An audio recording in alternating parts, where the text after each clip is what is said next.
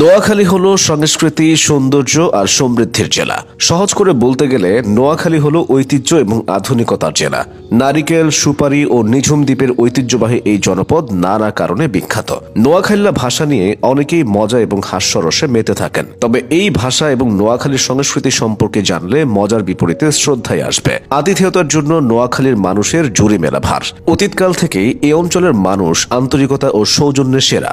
নোয়াখালী দেশের একমাত্র জেলা যার নিজের নামে কোনো শহর নেই। নোয়াখালীর প্রধান শহরের নাম মাইজদী। বীরশ্রেষ্ঠ রুহুল আমিনের স্মৃতি বিজড়িত এই জেলায় জন্ম নিয়েছেন বহু খ্যাতিমান ব্যক্তিবর্গ। শহীদ সার্জেন্ট জহুরুল হক, দেশের প্রথম নারী স্পিকার শিরিন শারমিন চৌধুরী, ঢাকা উত্তর সিটি কর্পোরেশনের প্রথম নির্বাচিত মেয়র আনিসুল হক নোয়াখালীর গর্বিত সন্তান। এছাড়াও প্রখ্যাত অভিনেতা এটিএম শামসুজ্জামান ও খ্যাতনামা প্রকাশক চিত্তরঞ্জন সাহার মতো অসংখ্য গুণী মানুষের পদচারণায় ধন্য হয়েছে নোয়াখালীর মাটি।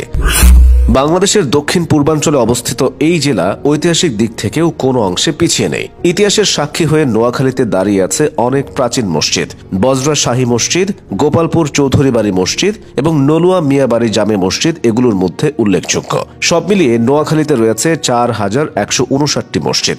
এছাড়া ধর্মীয় সম্প্রীতির এই জেলায় হিন্দু ধর্মাবলম্বীদের জন্য রয়েছে ৮৯২টি মন্দির। প্রাচীনতম জনপদ নোয়াখালী শিক্ষা ব্যবস্থায় অন্য যে কোনো জেলার জন্য উজ্জ্বল দৃষ্টান্ত। এই জেলায় সাক্ষরতার হার প্রায় ৭৫%। শিক্ষিত জনগোষ্ঠী তৈরি করার জন্য এখানে রয়েছে একটি বিশ্ববিদ্যালয়, একটি মেডিকেল কলেজ, ৫টি মেডিকেল ট্রেনিং স্কুল, একটি টেক্সটাইল ইঞ্জিনিয়ারিং কলেজ এবং বহু মাধ্যমিক ও প্রাথমিক বিদ্যালয়। বর্তমান নোয়াখালী জেলা আগে ফেনী, লক্ষ্মীপুর এবং নোয়াখালী নিয়ে একটি বৃহত্তর অঞ্চল ছিল, যা এখনও বৃহত্তর নোয়াখালী নামে পরিচিত। ব্রিটিশ শাসনামলে ১৮২১ সালে নোয়াখালীকে জেলার মর্যাদা দেওয়া হয়, কিন্তু তখন এই অঞ্চল ভুলুয়া নামে পরিচিত ছিল আর নোয়াখালীর সদর থানার নাম ছিল সুধারাম। ইতিহাসবিদদের মতে একদা ত্রিপুরার পাহাড় থেকে প্রবাহিত ডাকাতিয়া নদীর জলে ভুলুয়ার উত্তর পূর্বাঞ্চল ভয়াবহভাবে প্লাবিত হয় এবং ফসলি জমির ব্যাপক ক্ষয়ক্ষতি হয়। এই অবস্থা থেকে পরিত্রাণের উপায় হিসেবে ১৬৬০ সালে একটি বিশাল খাল খনন করা হয়। এই খালই পানির প্রবাহকে ডাকাতিয়া নদী থেকে রামগঞ্জ, সোনাইমুড়ি ও চৌমুহনী হয়ে মেঘনা এবং ফেনী নদীর দিকে প্রবাহিত করে। এই বিশাল খালকে নোয়াখালীর আঞ্চলিক ভাষায় নোয়া বা নতুন খাল বলা হতো। এর ফলে অঞ্চলটি একসময় লোকের মুখে পরিবর্তিত হয়ে নোয়াখালী হিসেবে পরিচিতি লাভ করতে থাকে।